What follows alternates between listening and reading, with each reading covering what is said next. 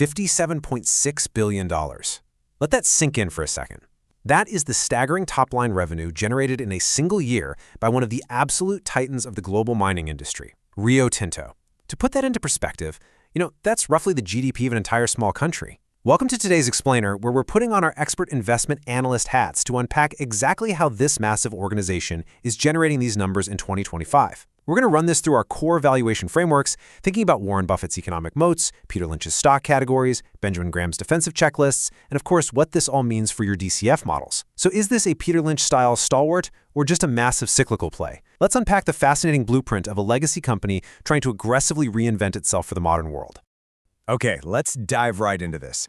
For decades, Rio Tinto has been known primarily as an iron ore powerhouse, literally the backbone of global steel production. But as we parse through their latest full-year results, we're seeing a really dramatic pivot. They are aggressively transitioning their focus and their capital toward a green energy future, positioning themselves to supply the essential materials needed to decarbonize the global economy. It's a massive structural shift, and I'm incredibly curious to see how the underlying financial data backs this up. To truly understand this transformation, here is our roadmap for today. We'll start with the financial big picture, then move to shifting commodity drivers, outline the decarbonization strategy, discuss unlocking asset value, and wrap it all up with shareholder returns. Starting right off with Section 1, the financial big picture. Let's set the stage by looking squarely at those 2025 full-year results. Now, if we look closely at the financials, the contrast in the bottom line metrics is absolutely fascinating. Top line, it looks great. Revenue is up 7% to $57.6 billion, and underlying cash profit, or EBITDA, is up a very healthy 9% to $25.4 billion. But because of heavy reinvestment, capital expenditure actually spiked by 28% to over $12 billion. And due to that massive capex, free cash flow, which, remember, is exactly what Warren Buffett would look at to determine true owner earnings, actually dropped by 28% down to $4 billion. So if you're building a discounted cash flow model right now, factoring in this heavy near-term reinvestment phase is absolutely crucial for your cash projections. They are highly profitable for sure, but they are spending heavily on their future. And that heavy spending is directly reflected in their debt levels. Net debt rose by almost $9 billion, bringing the total to $14.4 billion. Now, if you just saw that headline number on a balance sheet, you might panic a little bit, but context is everything here. Notice the aggressive battery and EV transition taking place. $7.6 billion of that new debt is directly tied to one single, highly calculated move. That's the Arcadium lithium acquisition, which they actually managed to close ahead of schedule in March. So this wasn't reckless operational spending. This was a strategic, long-term bet to secure in-flight lithium projects in Argentina and Canada for the EV revolution. Moving on to Section 2, shifting commodity drivers. The financials show growth and heavy investment, but we need to know which specific metals are actually pulling the weight here. The push and pull happening across their portfolio perfectly captures why a legend like Peter Lynch would categorize a miner like this as a classic cyclical stock. On one hand, global iron ore prices, which have historically been their biggest moneymaker, dropped by 6%. But significantly offsetting that softness was a phenomenal 61% increase in their copper output. That was largely driven by the successful ramp-up of their Oyu Tolgoi underground mine over in Mongolia. So the crucial takeaway here is that copper was the standout growth driver this year, stepping up right when iron ore faced some serious macroeconomic headwinds. But hey, definitely don't count iron ore out just yet. Even with softer pricing, the sheer volume Rio is moving is staggering. Their 2026 guidance expects total iron ore sales somewhere between 343 and 366 million metric tons. Most of that is still coming from their legendary Pilbara operations in Western Australia, but pay attention to that new supply coming online. They are expecting 5 to 10 million tons from the massive new Simandou project in Africa, which just saw its first ore shipment in December. This sheer, unreplicable scale of production is exactly what creates a Warren Buffett-style economic moat around their operations, keeping competitors well at bay. All right, on to Section 3, the decarbonization strategy. Rio Tinto's long-term survival and their terminal value in any valuation model hinges entirely on how they manage the global energy transition and their own carbon footprint. It turns out their approach to this challenge is incredibly disciplined. Rio Tinto recently made a huge revision to their capital requirements for decarbonization. They previously estimated it would cost them $5 to $6 billion to hit their target of a 50% emissions reduction by 2030. Now, they project it will only require $1 to $2 billion of their own capital. Why such a massive drop? Well, because they are shifting the burden.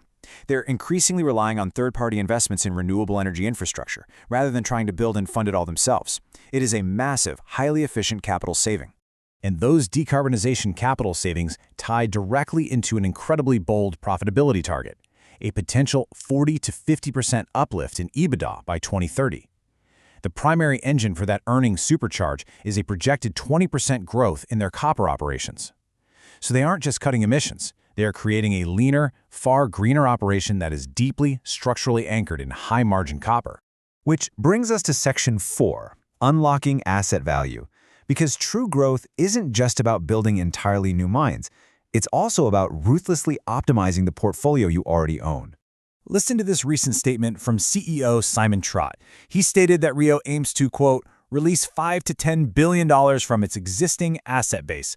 So what does that actually mean for the business? It means they are market testing their non-core assets.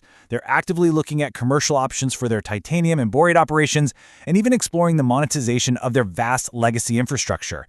It's a strategic clearing of the house meant to free up major cash for their green transition.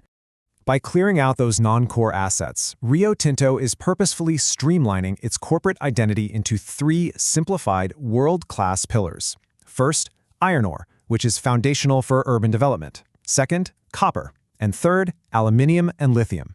This perfectly aligns their entire business model with the metals absolutely essential for global electrification and the clean energy shift.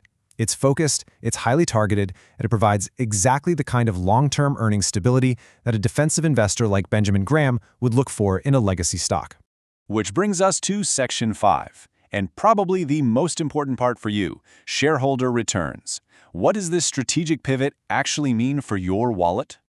Despite all the spending on acquisitions and green growth we just talked about, Rio Tinto maintains a 60% dividend payout ratio. For 2025, they announced a total ordinary dividend of $4.02 per share, which comes out to roughly $6.5 billion distributed straight to shareholders. If you are running Benjamin Graham's defensive investor checklist, they easily pass the dividend record test here.